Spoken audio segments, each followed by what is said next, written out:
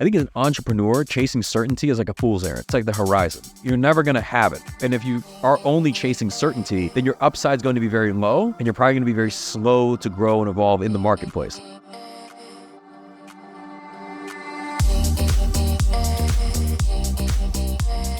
I'm Michael Mogill, founder and CEO of Crisp, the nation's #1 law firm growth company. I've built my business through practice, not theory. Crisp started with just $500 to my name and has grown to over 8 figures in revenue over the last few years, earning a spot on the Inc. 500 list of the fastest growing private companies in America. Our approach has been to take everything we've learned about generating massive growth within our own organization and help the country's most ambitious and committed law firm owners do the same for theirs. In each episode of this podcast, I sit down with innovative market leaders from the legal industry and beyond to learn from those who thrive in the face of adversity, challenge the status quo, and define what it means to be a true game changer. This is Jessica, Head of Coaching Strategy at Crisp, and today we're flipping the script for another special edition episode to get Michael's take on the timeline for seeing tangible results from new growth investments, recognizing the difference between preparation and procrastination, and how to know when patience with a team member becomes detrimental. If somebody is not also accountable for their own success and their own growth and their own development, then there's only so much you can do for someone. And I've gone down this path before, and if I do have regrets, it's looking back over the years and wanting something for somebody more than they wanted it for themselves. That's coming up on the Game Changing Attorney podcast.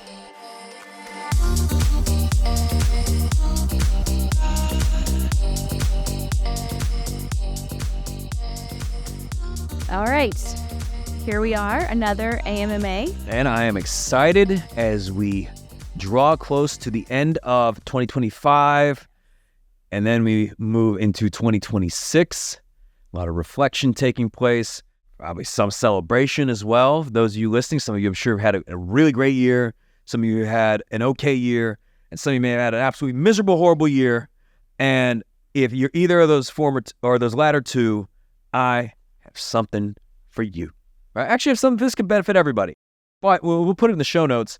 Warren Buffett last month came out with his final shareholder letter, okay? And he always puts one out before like their annual like shareholder meetings, and this was his final one because Warren Buffett's like 90 plus years old, right?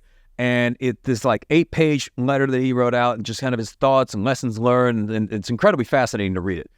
And I'll read an excerpt from it, right? Because if we do the entire 8 pages, this will be the entire podcast. But I will say, here's a few final thoughts, and this is from page 7. He says, one perhaps self-serving observation. I'm happy to say I feel better about the second half of my life than the first. My advice, don't beat yourself up over past mistakes. Learn at least a little from them and move on. It's never too late to improve. And this is Warren Buffett kind of reflecting that like the second half of his life was even better than the first. Yeah. And we're big believers of like future greater than past, that your best days can always be ahead of you. And that everything that you have learned and like any lesson, right, any experience that you've had, positive, negative, and so on, is really the building block for everything that is to come in the future.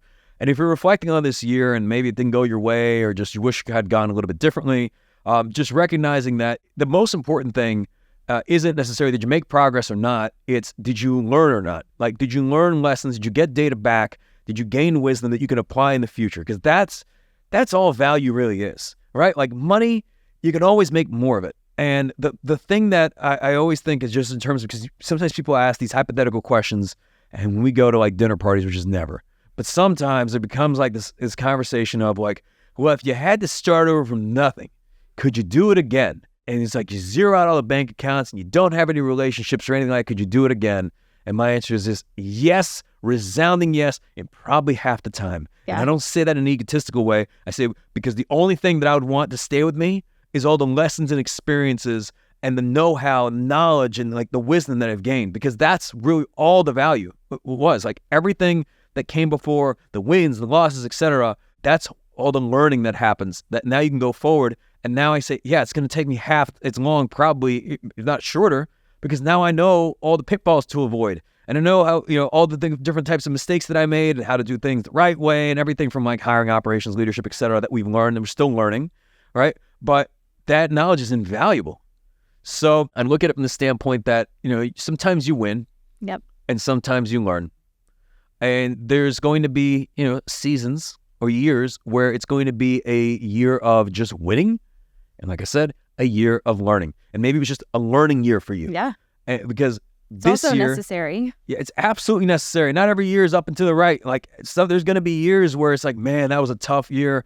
But I also would look at your time horizon. Sometimes it's going to be looking at it from the standpoint of like, look, when we laid out the last few years, when I started Crisp, I used to look at things on like a week-to-week basis, sometimes like a day-to-day basis. And then like my horizons expanded. I started thinking in terms of months and then quarters. And then it was like, let's win the year. It's like, let's win each quarter, let's win each month, and let's win the year.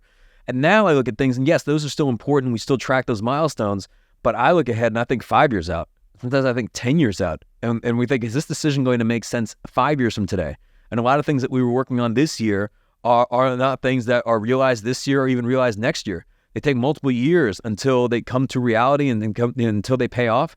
But that type of long-term thinking is where all the growth really happens. It's like the more pain and uncertainty that you're able to live with for a long period of time, that is really I think that if you could have like one metric to test whether somebody's an effective leader, is how long can they live with pain and uncertainty. Some can go an hour, some can go a day, and others can go years. The other analogy I would give is that, they talked about this in the SEALs, where in like Navy SEAL, like if you had to run a long time, let's say you had to run like 10 miles or 20 miles or something, you knew where the finish line was.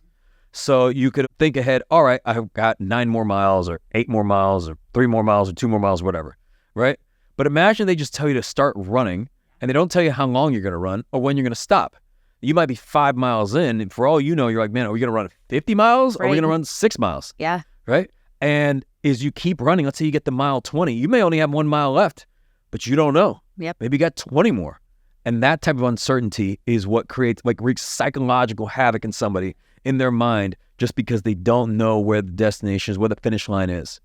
But that uncertainty is what being an entrepreneur is that you don't know what next month is going to be, or what next quarter is going to be, or what next year is going to be. You can plan for it, and you can put together the best plan, and you can be prepared, and like try to create all sorts of different scenarios.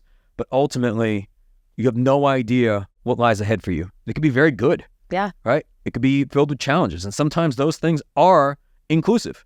Like sometimes the best years are the ones where you navigate the most challenges. And I always look back and I think we don't really learn a whole lot from our wins. Right. The things that we really learn from is when we do the postmortems of looking back and saying, here's where we went wrong, and here's where we were unsuccessful, and here's what we can do better next time. That's where all the growth and learning comes from. So sometimes people ask me, hey, do you have any regrets? Thinking back of like, okay, like that was a bad idea, or you made a bad hiring decision here, or like this is a campaign that wasn't successful, you lost a lot of money here, whatever. And I think back and I'm like, I don't think we'd have the wins if we're not for those experiences with the learning that came as a result of it. So if I take those things away, then you remove all the ups as well. So if you just take away the downs, yeah. So I think that's why it's so important. And it's just knowing that like, look, next year is going to hold new challenges and new obstacles to overcome and things to navigate. You're going to have to grow and level up from. And I guess then to echo Warren Buffett is just to not be so hard on your past self. Maybe you had to make decisions with the information you had at the time, and perhaps it wasn't the right decision, but you had the right intent, and you've made the best decision with what info you had. And ultimately, now you're wiser. Hopefully you've learned, and now you can have a better outcome in the future. But it's time to move on and forgive yourself a little bit, because it sounds, I think a lot of people who listen to this podcast are really just trying to do their best. Yeah. Absolutely. So with that, let's get to the wow. AMA. I feel like that was already that was the one podcast, of them. right? Yes. Yeah. Okay, we'll see you guys next year. No, let's do it. So AMAs, like before you get to the questions, Jessica, I just want to let people know they can submit questions. They can text us 404-531-7691. You guys can submit questions about anything, like leadership, culture, vision, etc. Everything except for politics, apparently, right? Although whatever. With that being said, if you get any sort of value from the podcast, we would love and appreciate if you were to share the podcast with another leader who might find it valuable, and or leave us a review on Apple Podcasts or Spotify. It just helps us reach more people, helps us get more guests on the show, and helps us keep the show free. So with that, Jessica, let's get to this week's questions. Now we get to start. So question number 1. Hey, Michael, I have a family law practice in Florida, and I've really committed to growing the firm. I want to double our revenue in the next year. I hired a marketing coordinator 2 months ago, and I'm already frustrated that we're not seeing a significant uptick in leads. I invested in a new CRM software and approved more marketing budget for her, but I'm not seeing any tangible improvement. I'm investing in growth. I'm allowing her and the team to make changes, but everything seems to take forever to actually work. How long should you realistically wait before you know if something is working? I am trying to be patient, but it feels like I may just be wasting money and resources. So let me give like more of like a tactical answer to this because it can vary. I think at the start of that they were saying what they want to double the revenue. Yeah. But we don't know what we're doubling from. We're doubling from 500,000 to $1 million or from 20 million to 40 million. Right. Very because different. Accomplishing the former year is possible. The latter is going to be a little bit trickier. How long is too long? How long do you know? It can vary. It depends on what you're trying to achieve, and it really depends on what the delta is between where you are and where you're trying to go. The larger the delta, and the greater the complexity, probably the longer that it takes. And I would look at it more so from the standpoint of like, it doesn't mean you shouldn't have any expectation. Right. It doesn't mean you just let somebody go do whatever the hell they want and then like come back after 3 months and then you see the progress you've made and it might not align with what your version of progress is. Right.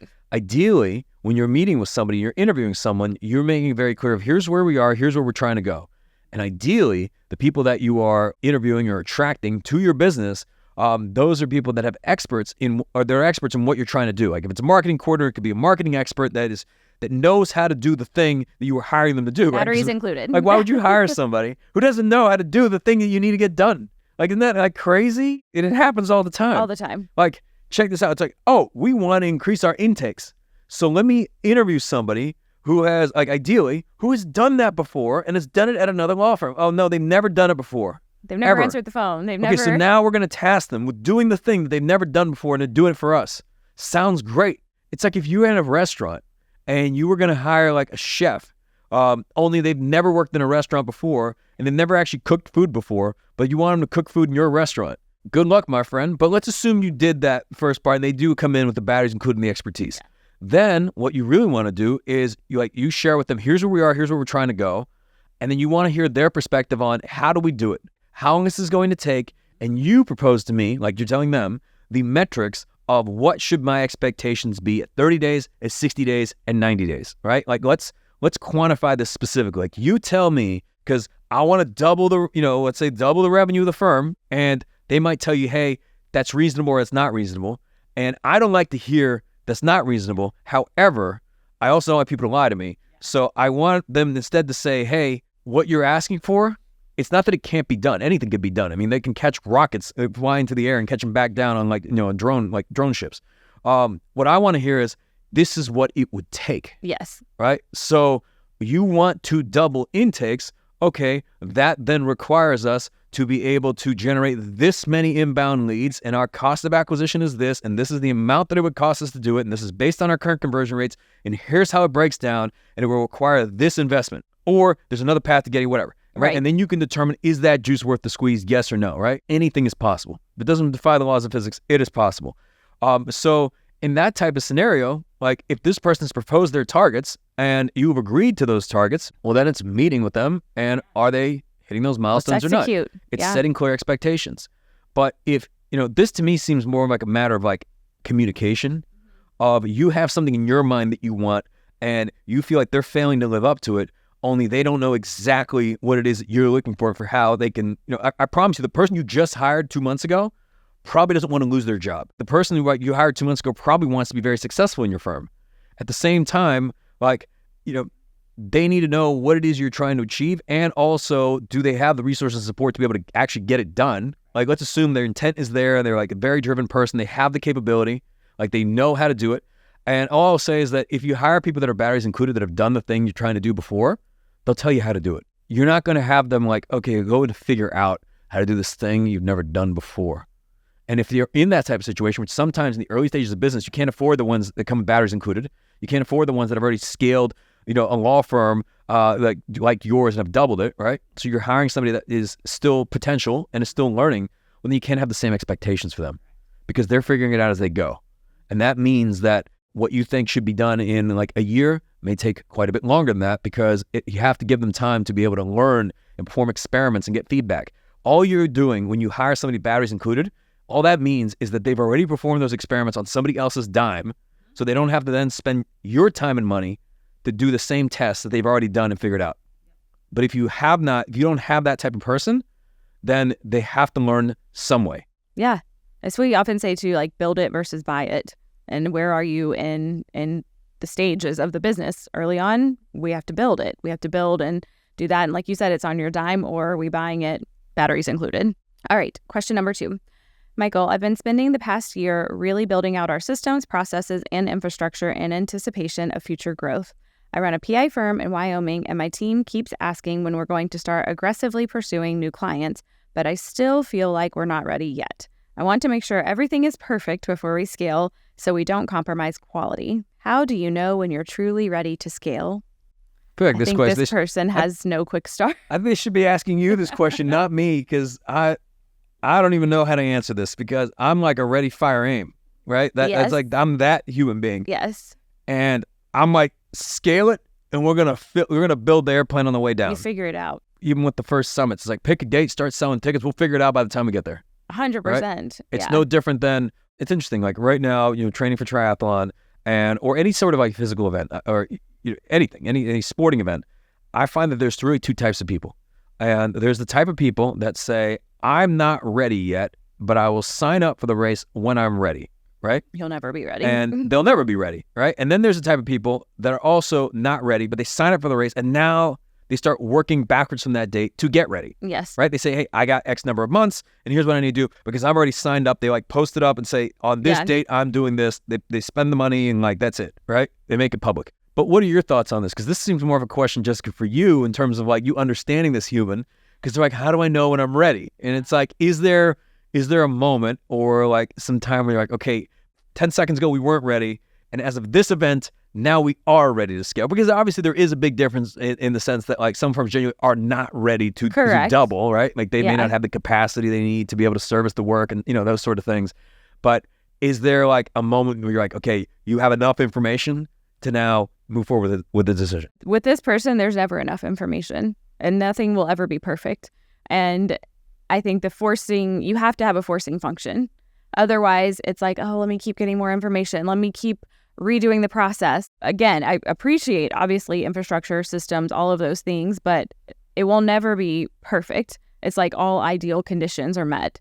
It's not it. We very much are like, we're going to build the plane while we're flying it. And maybe what this person needs is someone to push them, like you push me, or they just need to make a public commitment and work backwards from that date. So it's basically like, it's not going to ever be perfect, but sometimes, what is it? Done is better than perfect. Yes.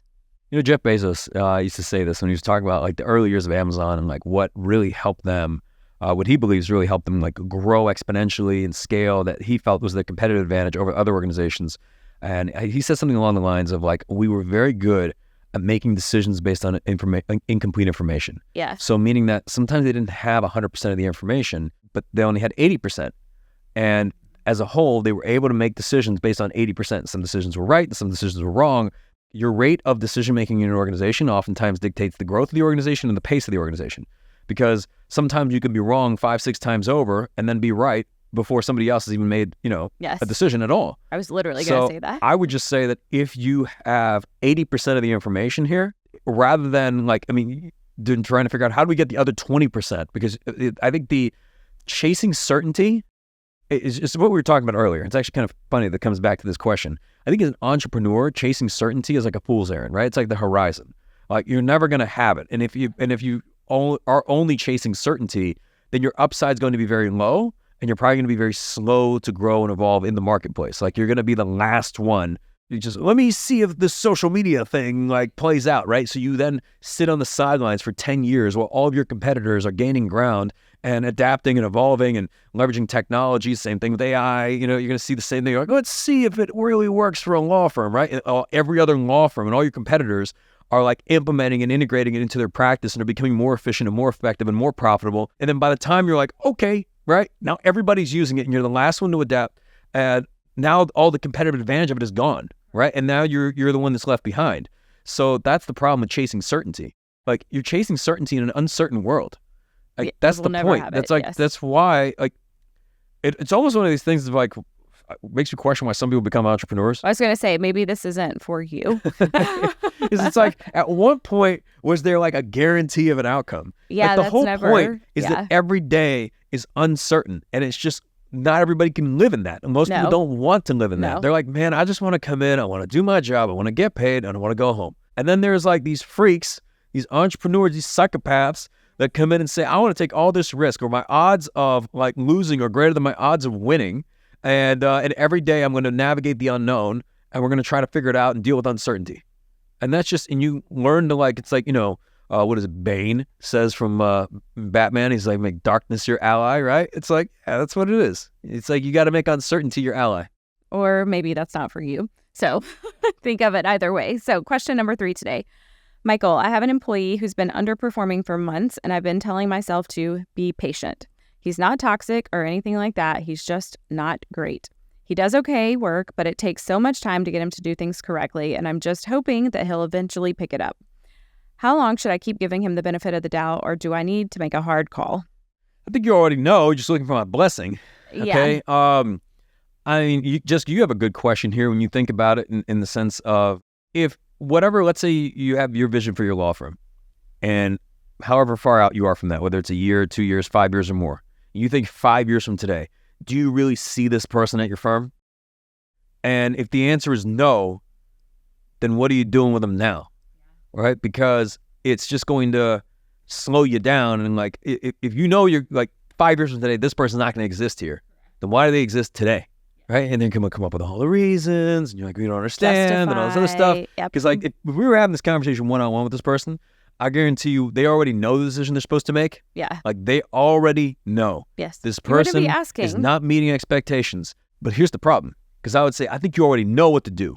And if they were sitting right in front of us, Jessica, I promise you, they would say, but you don't understand. Oh, yeah. Right? As soon as you tell them that the decision that they've already made in their mind to then act on that decision, they will say, but you don't understand. This person has been with me for this time, and they have this potential, and they do some good things. It's almost like you want someone to talk you out of the decision you know you're supposed to make, because you don't want to have an uncomfortable conversation. And that's all it is. I remember years ago, we were sitting around, we do like our leadership offsites, and we were going through like every individual in the organization.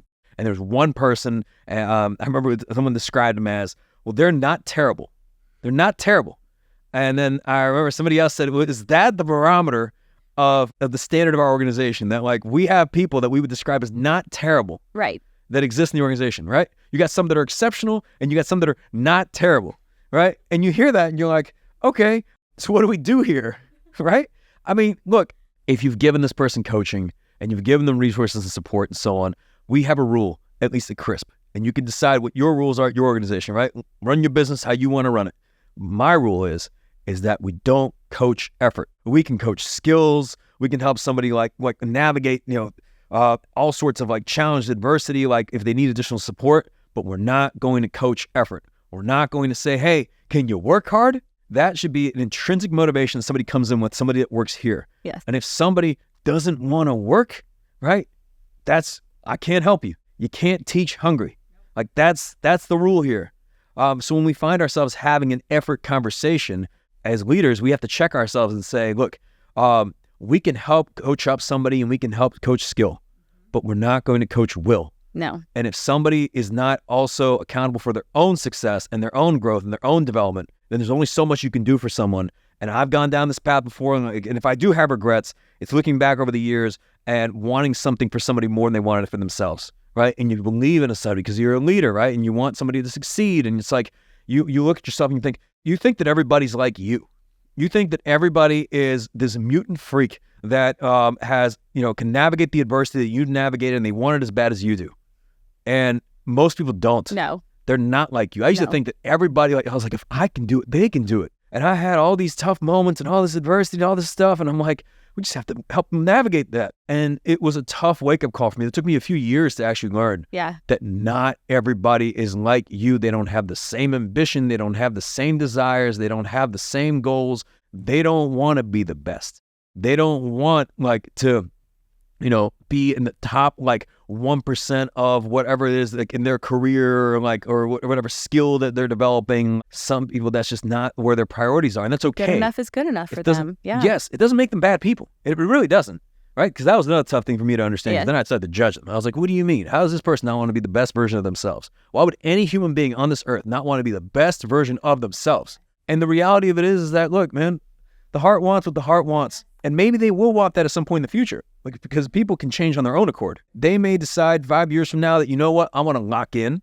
And now it's important. Like I knew somebody that was basically, kind of like a scrub all through like high school, college, really never applied themselves, just not at all, right? Then gets married, wife and kids, and this guy locks in.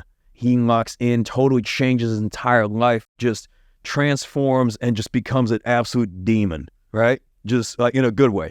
Because sometimes our focus shifts and our priority shifts. So that can happen too, but we're not waiting for that to happen for the people in our organizations. You want to give somebody the opportunity and the coaching and the support to succeed, but we don't want to be coaching effort. So it sounds like you already know what you need to do. Now you just go out there and do it. But then I would actually, sometimes what's helped me is not thinking about, okay, man, this is going to be so hard to do. It's thinking, can I get to where I'm going if I don't do this? Right. Like meaning that, and also you want to be really selfish. If you don't do this, think about everybody else in your organization whose livelihood depends on the vision being achieved. Think about all the people who have like their needs. They got student loans, they got families they want to start, they want homes they want to buy, they have like career goals of their own. They want to see the organization grow to be able to enable that vision, their own vision, to become a reality. And as long as you tolerate mediocrity, it's going to make that journey much more difficult. So you are doing them a disservice. That's right. All right. Thank you for that. Okay. Until next time. You've been listening to the Game Changing Attorney podcast with Michael Mogill. If you found this episode valuable, here are 3 free ways that we can help you grow your law firm. Number 1, download the first chapter of Michael's book absolutely free at gamechangingattorney.com. Number 2, you can shoot Michael a text at 404-531-7691 and ask him any question you'd like. You might just hear the answer on the next episode. And finally, number 3, if you can leave this podcast a 5-star review, it will help us gain access to more influential thought leaders and bring their lessons learned here to you. For more information on this episode, see the show notes in your podcast app or visit legalpodcast.com.